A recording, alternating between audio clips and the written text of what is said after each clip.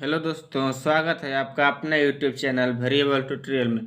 अगर आप इस चैनल पर नए हो तो इस चैनल को सब्सक्राइब करो और बेल आइकन को प्रेस करो। और हाँ, वीडियो को लाइक और शेयर करना मत भूलना, क्योंकि हम आगे भी इसी तरह के वीडियो लाते रहेंगे। चलो अब वीडियो को शुरू करते हैं। आज हम देखने वाले हैं गुप्त काल। गुप्त काल प्राचीन इतिहास के टॉपिक में बहुत ज़्यादा इम्पोर्टेंट होता है। किसी भी एग्जाम को लेकर के गुप्त काल बहुत ही इम्पोर्टेंट होता है। आज हम शुरू करते हैं। तो ये कब से कब तक चला था? तो 319 ईस्वी से लेकर के 540 ईस्वी तक गुप्त काल चला था। इसका संस्थापक कौन थे? तो सूर्यगुप्त थे। देखते हैं अब हम पहला क्वेश्चन क्या है। पहला क्वेश्चन है, गुप्त वंश का संस्थापक कौन था? तो कौन था? ऑप्शन नंबर सी, सूर्यगुप्त। सूर्यगुप्त क्या थे? गुप्त वंश के संस्थापक थे। अब अगला देखते हैं, गुप्त किसके सामंत थे? तो ऑप्शन नंबर बी, कुषाणों के ये सामंत थे। गुप्त वंश के किस शासक ने सर्वप्रथम महाधिराज की उपाधि धारण की? तो किस शासक ने? ऑप्शन नंबर बी, चंद्रगुप्त प्रथम ने धारण की थी। कौन सी उपाधि? महाधिराज की। हम आगे देखने वाले हैं क्या है। चौथा क्वेश्चन क्या है? 4 नंबर, ये क्या है? सुमेलित करने वाला है। तो प्रयाग प्रयाग का जो अभिलेख है वो किसके द्वारा बनवाया गया था? समुद्रगुप्त। ऑप्शन नंबर ए का पहला। बी, बी में क्या है? बिलसड, बिलसड स्तंभलेख, कुमारगुप्त, भीतरी स्तंभलेख, स्कंदगुप्त, मंदसौर लेख। ये क्या है? बंधु वर्मन ने इसे बनवाया था। ऑप्शन नंबर मेरा क्या हो जाएगा यहाँ पर? ऑप्शन नंबर ए, ऑप्शन नंबर ए होगा। आगे देखते हैं क्या है। आगे क्वेश्चन क्या कह रहा है, गुप्त शासन के दौरान निम्नलिखित में से, गुप्त शासन के दौरान निम्नलिखित में से ऐसे व्यक्ति कौन था जो एक महान खगोल वैज्ञानिक और गणितज्ञ था? तो उस वैज्ञानिक का नाम क्या था? उस वैज्ञानिक का नाम ऑप्शन नंबर सी, आर्य भट्ट थे। आर्य भट्ट। अब आगे देखते हैं क्या है। गुप्त शासकों की सरकारी या दरबारी भाषा क्या थी? तो संस्कृत। Option number D. इतिहासकार बी ए स्मिथ ने किसकी विजय से प्रभावित होकर उसे भारत का नेपोलियन कहकर पुकारा था? तो किसकी विजय से प्रभावित होकर? समुद्रगुप्त। Option number D. आगे देखते हैं, गुप्त वंश का वह राजा कौन था जिसने ह्यूनों को भारत पर आक्रमण करने से रोका? तो राजा कौन था? स्कंदगुप्त। 8वां के सी, गुप्त राजवंश के लिए प्रसिद्ध, गुप्त राजवंश किस लिए प्रसिद्ध था? तो था कला और स्थापत्य। ऑप्शन नंबर ए, 9वां के ए। आगे देखते हैं, अजंता कलाकृति किससे संबंधित थी? तो अजंता का कलाकृति किससे संबंधित थी? तो हम देखते हैं क्या है, वो गुप्त काल से।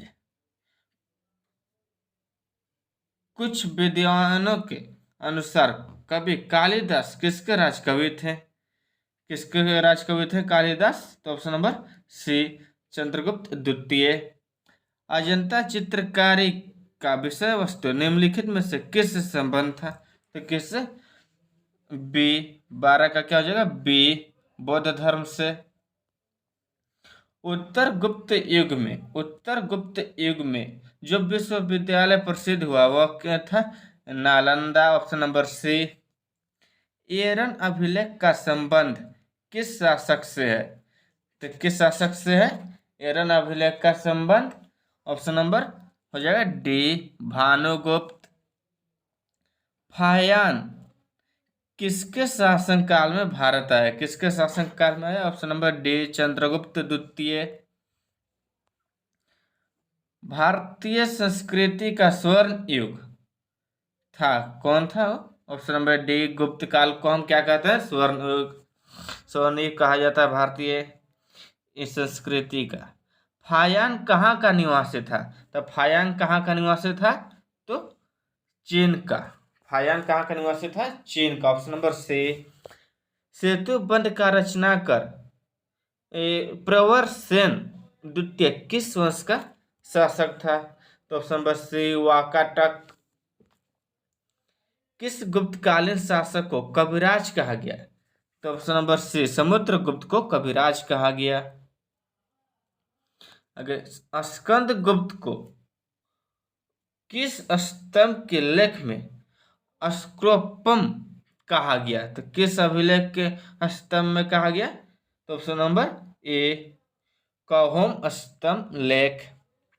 श्रीलंका के राजा मेघवर्मन ने किस स्थान पर भगवान बुद्ध की मंदिर बनवाने के लिए समुद्रगुप्त से अनुमति मांगी थी? तो किस स्थान पे Bodh Gaya? Option number b. मंदिर निर्माण मंदिर निर्माण कला का जन्म सर्वप्रथम कब हुआ? तो कब हुआ? ऑप्शन नंबर बी गुप्त काल में। चंद्रगुप्त द्वितीय ने विक्रमादित्य की उपाधि धारण कब की? शकों के उन्मूलन करने के बाद। Option number a. तो इसका क्या हो जाएगा? Option number a. गुप्त काल में सर्वाधिक लोकप्रिय देवता कौन थे? Vishnu. Option number b. Chandragupta द्वितीय ने अपनी किस विजय की खुशी में चांदी के विशेष सिक्के जारी किए थे? किसमें? शकों को पराजित करने के बाद। ऑप्शन नंबर सी।